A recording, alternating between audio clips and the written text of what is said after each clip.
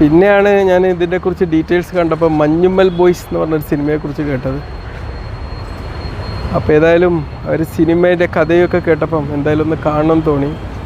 പല റിവ്യൂകളൊക്കെ കണ്ടപ്പോൾ എല്ലാവരും നല്ല അഭിപ്രായമാണ്. നല്ലൊരു എന്താ പറയുക, ഒരു റിയൽ ലൈഫ് ട്രാജഡി ബേസ്ഡ് ആയിട്ടുള്ള ഒരു സ്റ്റോറിയാണ്. പിന്നെ ക്യാമ്പസ് ലൈഫൊക്കെ ഓർമ്മിപ്പിക്കുന്ന ഒരു സ്റ്റോറിയാണെന്ന് പറഞ്ഞപ്പം അത് കാണാൻ വേണ്ടി ഇവിടെ വന്നതാണ്. ഒക്കെ അതിൻ്റെ ഇടയ്ക്ക് കുറച്ച് നേരം വെയിറ്റ് ചെയ്യേണ്ട ഒരു സാഹചര്യം ഉണ്ടായതുകൊണ്ട് അവിടെ പോയി കുറച്ച് വ്യായാമമൊക്കെ ചെയ്ത് തിയേറ്ററിലായിട്ട് കയറാൻ പോവാണ്.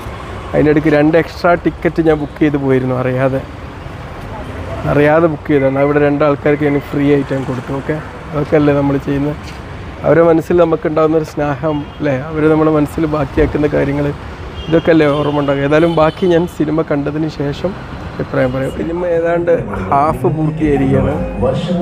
തീർച്ചയായിട്ടും വളരെ ആകാംക്ഷ, ഒരു നിമിഷം പോലും ബോറടിച്ച്